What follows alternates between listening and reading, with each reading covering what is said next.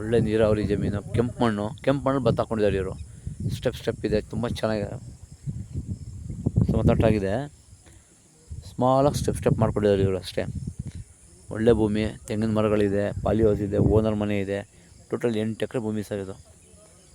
ನೀರಂತೂ ಬೇಜಾನ್ ನೀರು. Running 3 borewell ಇದೆ ಕಂಪ್ಲೀಟು. 3 ಬೋರ್ವೆಲ್ ಒಳ್ಳೆ ನೀರಿದೆ. ಆಮೇಲೆ ಹೊಳೆಯಿಂದ ನೀರು ಸರ್ ಇದಕ್ಕೆ. ಜನರಲ್ ಪ್ರಾಪರ್ಟಿ, 8 ಎಕರೆ. ಇದು ಓನರ್ ಮನೆ. ಇದು ಈ ಕಡೆ ಲೇಬರ್ ಶೆಡ್ ಮಾಡ್ಕೊಂಡಿದ್ದಾರೆ. ಕೆಳಗಡೆ ಹುಳ ಮೇಯ್ಸೋಕ್ಕೆ, ಮೇಲ್ಗಡೆ ಒಂದು ಮನೆ ಮಾಡ್ಕೊಂಡಿದ್ರು.